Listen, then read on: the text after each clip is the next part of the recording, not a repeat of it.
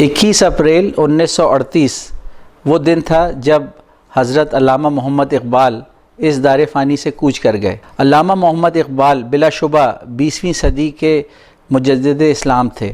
انہوں نے اپنی شاعری کے ذریعے نہ صرف بر صغیر میں بلکہ تمام دنیا میں سوئی ہوئی مسلم امہ جگانے کی کوشش کی۔ علامہ اقبال کی شاعری میں ہی وہ پیغام تھا جس کے ذریعے بر صغیر کے مسلمانان ہند پاکستان کی ڈیمانڈ پر متحد ہوئے اور قائد اعظم کی قیادت میں سن 1947 میں یہ مملکت خداداد پاکستان حاصل کی گئی۔ میں سمجھتا ہوں کہ پاکستان کے خواب کی تعبیر حاصل کرنے کے لیے ہمیں علامہ اقبال کی شاعری کا بغور مطالعہ کرنا چاہیے، اور جو فلسفہ خودی اس میں انہوں نے پیش کیا تھا اس کی آج کے دور میں ضرورت انتہائی بڑھ چکی ہے، جبکہ یہ عالمی مسابقت کا دور ہے، اور اس دور میں ہمیں اپنے ملک کو دیگر اقوام کے شانہ بشانہ کھڑا کرنے کے لیے اپنے جوانوں کی خودی کو ڈیولپ کرنا ہے، اور اس کا طریقہ اور اس کی اہمیت علامہ اقبال کی شاعری میں مکمل طور پر بیان کی گئی ہے۔ اس کے علاوہ علامہ اقبال نے تعلیم کی اہمیت پر زور دیا تھا، تو میں سمجھتا ہوں کہ آج کی یونیورسٹیز علامہ اقبال کی شاعری سے رہنمائی حاصل کر سکتی ہیں، اور نوجوانوں کی تربیت، ان کی خودی کو ڈیولپ کرنے کے لیے ان کو ایک ماحول پرووائڈ کرنا چاہیے جس کے ذریعے وہ مستقبل کے شاہین اور لیڈرز بن سکیں۔